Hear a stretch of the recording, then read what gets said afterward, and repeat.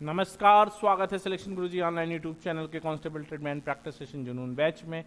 MP police, Delhi police, Bihar police और मध्य और Uttar Pradesh police के कांस्टेबल और सब इंस्पेक्टर की आने वाली वैकेंसियों के लिहाज से यह सेशन बहुत इंपॉर्टेंट है। और प्रीवियस क्वेश्चन के एनालिसिस के बेसिस पर आज हम फिर एक नई सीरीज क्वेश्चंस की प्रैक्टिस सीरीज के साथ आपके साथ जुड़ रहे हैं, जो आपके एग्जाम के पॉइंट ऑफ व्यू से बहुत इंपॉर्टेंट है।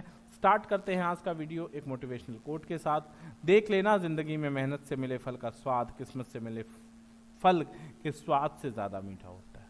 किस्मत से मिली हुई चीजें कम ठहरती हैं, मेहनत से मिली हुई चीजें ज्यादा ठहरती हैं। तो अगर आपको अपनी सफलता में ठहराव लाना है तो मेहनत बहुत जरूरी है, ठीक है ना। कहते हैं मेहनत का फल मीठा होता है। बढ़ते हैं क्वेश्चन की तरफ। पहला क्वेश्चन ध्यान दीजिएगा, एक अर्धवृत्ताकार खिड़की का व्यास 63 सेमी है, तदनुसार उसका परिमाप कितना होगा। ध्यान से समझने की कोशिश करिएगा, बहुत बहुत आसान सवाल है। कहते हैं अर्धवृत्त है तो अर्धवृत्त का परिमाप क्या होता है। देखो, अर्धवृत्त का परिमाप होता है पाई आर प्लस 2r। ठीक, ध्यान देना, पाई आर प्लस 2r।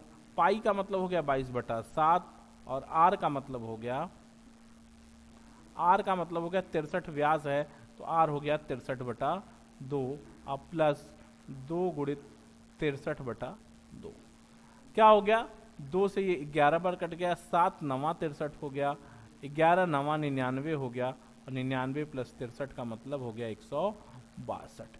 ये आपका आंसर हो गया।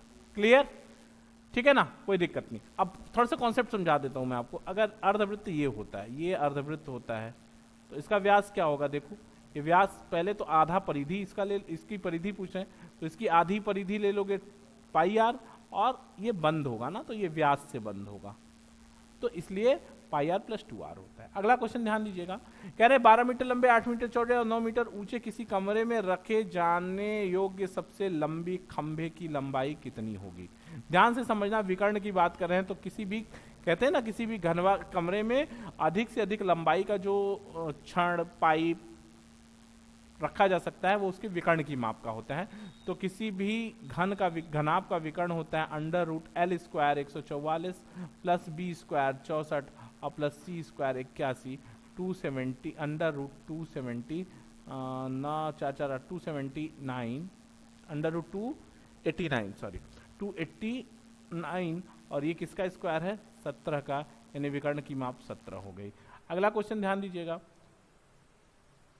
अगला क्वेश्चन है कि किसी वस्तु के अंकित मूल्य पर 24% की छूट दी जाती है और उसके बाद वस्तु को 324 रुपए में बेचा जाता है, तदनुसार वस्तु का अंकित मूल्य क्या है। अब देखो, अगर 24% छोड़ दी हो ना तो पाओगे कितना, 76%, और ये 76% बराबर दे रहे हैं 342, और पूछ रहे हैं कि मार्क प्राइस 100% कितना था। तो 100% बराबर हो जाएगा 342/76 गुणित 100। इसको काटोगे तो ये कट जाएगा 4, 75 चौका 300, 4 बार और 4.5, कितना जाएगा 450 रुपये। आपका सी ऑप्शन करेक्ट हो जाएगा। अगला क्वेश्चन ध्यान देना, कह रहे हैं कि दो अभ्यर्थी पी और क्यू के अंक 2 संबंधे 5 के अनुपात में है। पी का अंक 120 है तो क्यू का अंक ज्ञात कीजिए। ध्यान दीजिएगा, कह क्या रहे हैं, P/Q इज इक्वल टू 2/5। 2 कितने के हैं, 120 के बराबर है, तो 1 60 के, तो 5 बराबर 300 हो जाएगा, यानी Q का अंक कितना हो गया, 300। अगला सवाल ध्यान दीजिएगा, बहुत आसान सवाल है आज के सेशन में, क्योंकि ये सब प्रीवियस ईयर के क्वेश्चन है। ठीक है, कह रहे हैं कि ये दो कारों की गति का अनुपात 5 संबंधी 4 है, तो इनकी द्वारा समान दूरी तय करने में लिए गए समय का अनुपात क्या होता है। आप देख लो, चाल क्या होता है, चाल व्युत्क्रमानुपाती होता है समय के। अगर 5 संबंधे 4 का अनुपात है तो लिया गया समय 4 संबंधे 5 का होगा, यानी समय, ये अगर चाल का अनुपात है तो समय का अनुपात इसका उल्टा 4 संबंधे 5 होगा। ठीक, अगला क्वेश्चन ध्यान देना, कह रहे हैं कि 27 संख्याओं का औसत 60 है, यदि एक संख्या बदलकर 28 की बजाय 82 हो जाए तो औसत क्या होगा। बहुत संभाल के बात समझने की कोशिश करना कि अगर कोई संख्या 28 के बजाय 82 हो जाएगी तो कितना बढ़ जाएगी, घटा दो, ये 54 बढ़ जाएगी। और जब योग में 54 बढ़ जाएगा तो औसत में कितना बढ़ेगा, 27 से भाग दोगे 2, औसत में 2 की वृद्धि होगी, तो पहले औसत अगर 60 था तो बाद में 2 बढ़ के औसत कितना हो जाएगा, 62। फिर से समझ लो, कह रहे हैं कि 27 संख्याओं का औसत 60 है, 27 संख्याओं का औसत 60 है। यदि एक संख्या बदल कर 28 के बजाय 82 कर दी जाए, यानी 28 से 82 यानी 54 बढ़ा दिया जाए, टोटल में 54 बढ़ा दिया है, औसत क्या होता है, योग बटे संख्या। अब अगर योग में 54 बढ़ गया तो औसत में कितना बढ़ेगा, 54 बटा संख्या 2 बढ़ेगा, यानी 62, 60 था तो 62 हो जाएगा।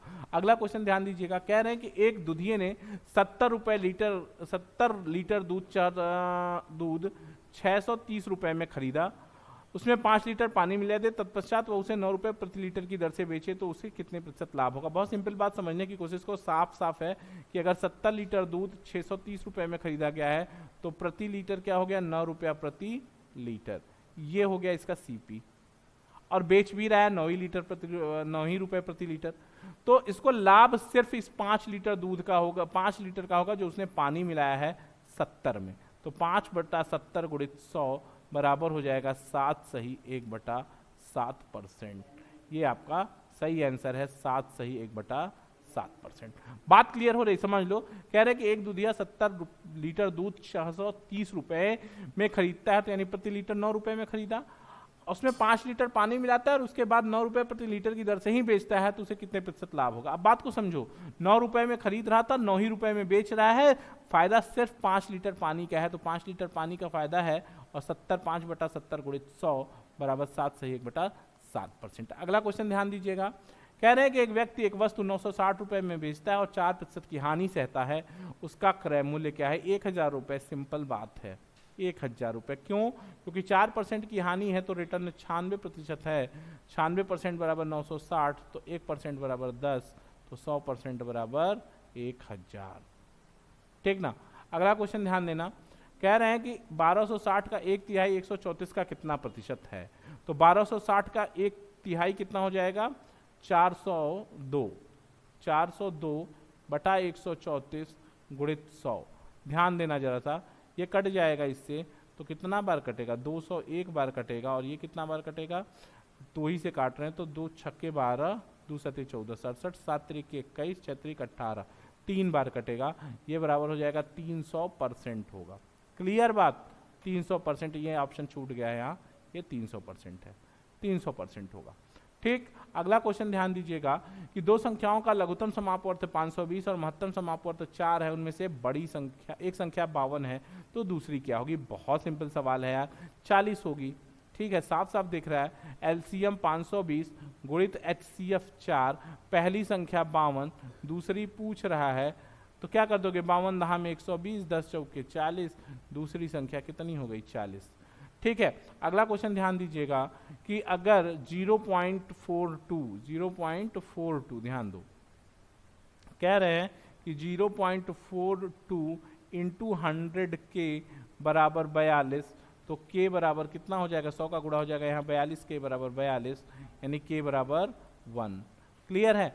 अगला क्वेश्चन ध्यान देना, अगला क्वेश्चन कह रहे हैं कि 169, 144, 121, 100, 82, 64 के अनुक्रम में अनुपयुक्त संख्या क्या है। सीधा सीधा देख लो, सारी संख्याएं 82 को छोड़ के क्या हैं, वर्ग हैं, इसका मतलब 82 ही अनुपयुक्त है, बाकी सभी संख्याएं स्क्वायर के फॉर्म में, मतलब किसी ना किसी का स्क्वायर है।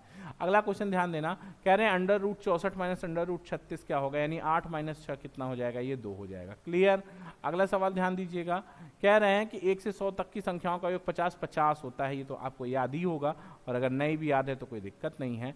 क्या करते हैं, औसत कैसे निकालते हैं, पहली संख्या और अंतिम संख्या बटा 2, यानी 101 के बटा 2, यानी 50.50 किसका औसत है, 100 संख्याओं का, इसी में 100 से गुणा कर दोगे तो कितना मिल जाएगा, 50, यही आंसर आ जाएगा। अगला सवाल ध्यान देना, समझ गए ना बात को समझ रहे हो, कैसे किया, संख्याओं का औसत निकाल लिया, 50.5 आया, और 100 की संख्याएं हैं, 100 से गुणा कर दिया, 50 इसका योग आ गया। ठीक, क्योंकि औसत क्या होता है, पहली संख्या और अंतिम संख्या का बटा 2। अगला सवाल ध्यान देना, कह रहे हैं कि 8 घंटे प्रतिदिन काम करके अनु, ठीक, इस सवाल को मैं आपको होमवर्क छोड़ूंगा कि 8 घंटे प्रतिदिन काम करते हुए अनु एक पुस्तक प्रति 18 दिनों में तैयार करती है। यदि वही कार्य 12 दिनों में पूरा करना हो तो अनु को प्रतिदिन कितने घंटे काम करना होगा। ध्यान देना, 8 घंटे प्रतिदिन काम करके अनु एक पुस्तक की प्रति 18 दिन में तैयार करती है। कर ही देता हूँ, 8 गुणित 18 बराबर 12 गुणित टी। कितना समय लगेगा, 3 6 से काट लो, 6 दूनी 12, 6 त्रिक 18, 2 चौके 8 और 4 तिहाई 12 घंटे लगेंगे, 12 घंटा रोज। अगला सवाल है, ध्यान दीजिएगा, बहुत अच्छा सवाल है और निश्चित रूप से अगर एग्जाम में तुरंत मिल जाए तो एक बार कंफ्यूजन हो जाएगा।